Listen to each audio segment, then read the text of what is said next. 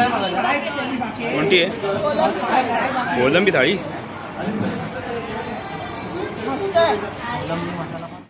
छानशी तुकडी दिली आहे मोठी आणि सोलकढी आहे. आता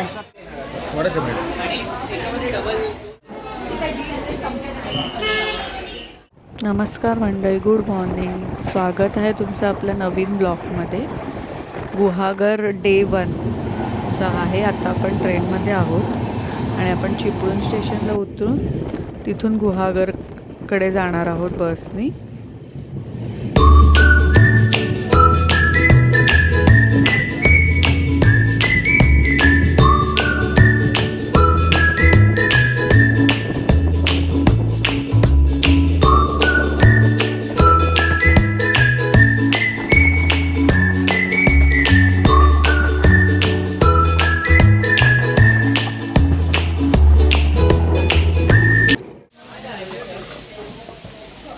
आणि आता आपण उतरून आहे ना एका हॉटेलमध्ये थांबलेलो आहोत चिपळूणला पुढे नाश्ता करायला. खूप भूक लागली आहे, तर आपण नाश्ता करून घेऊया आणि निघूया पुढच्या प्रवासाला.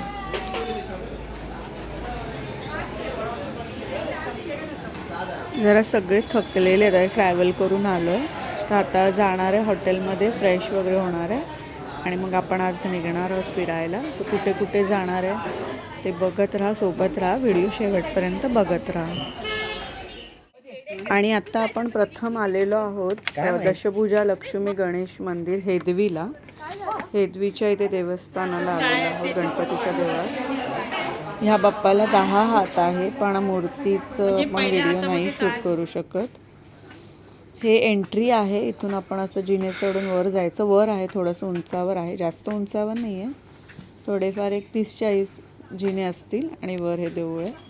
पण तिथे व्हिडिओ शूट करायला आतमध्ये अलाउड नाही आहे, त्यामुळे दाखवू शकत नाही.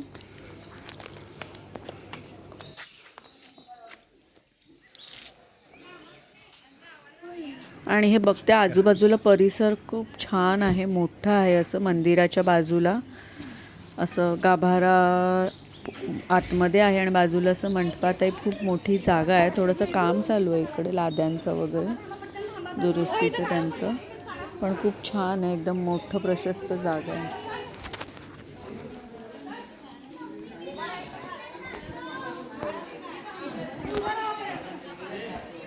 आणि हे बघा बाप्पाचं घेतलेलं आहे, त्यांना विचारून ते म्हणाले घ्या म्हणून. ते बघा बाप्पाची मूर्ती किती सुंदर आहे, 10 हातांचा गणपती बाप्पा.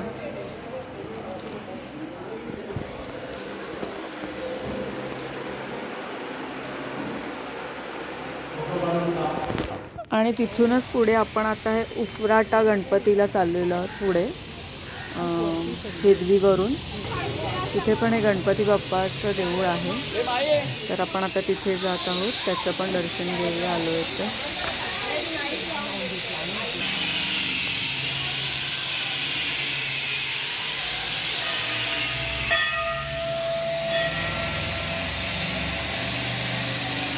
ते बघा बाप्पाला मस्त सवळं आणि उपरणं पितांबर मस्त नेसवलेलं आहे.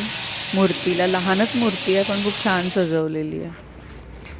पण पुढे आलेलो आहोत वेळणेश्वर देवळाच्या इथे. अगदी फेमस गुहागरचं वेळणेश्वर टेम्पल, शंकर बाप्पाचं मंदिर आहे, खूप प्रसिद्ध आहे.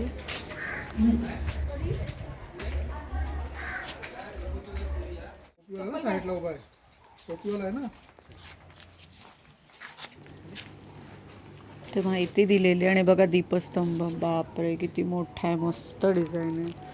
हे असं देवळाचं फोटो लावला आहे, मस्त.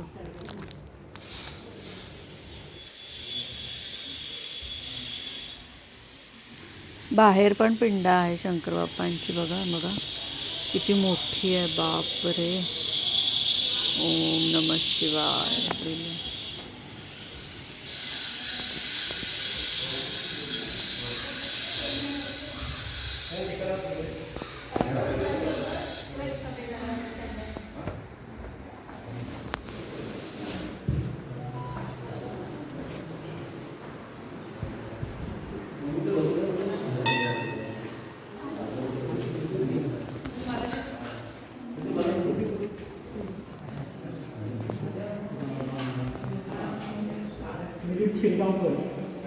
आणि हे घ्या बाप्पाचं दर्शन घ्या.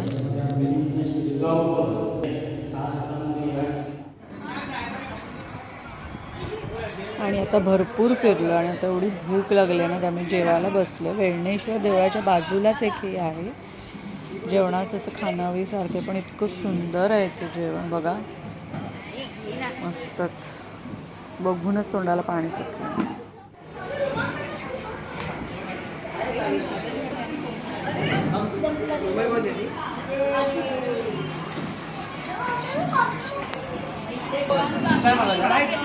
कोणती आहे? कोलंबी थाळी.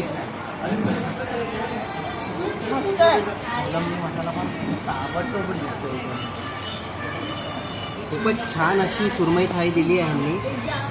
छानशी तुकडी दिली आहे मोठी आणि सोलकढी आहे. आता ह्याचा ताव मारूया चला.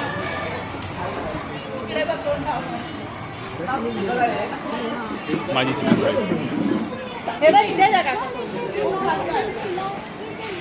जानकू काय खाते? मम. सुरमई थाळीमध्ये बांगड्याचा रस्सा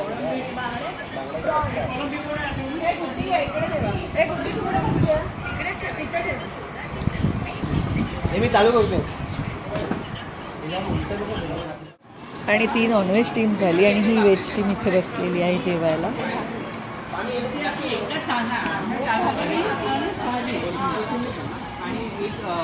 बटाट्याची भाजी खाल्ली, एक भाकरी, 2 भाकऱ्या, 2 भाकरी एकत्र करायला एक मला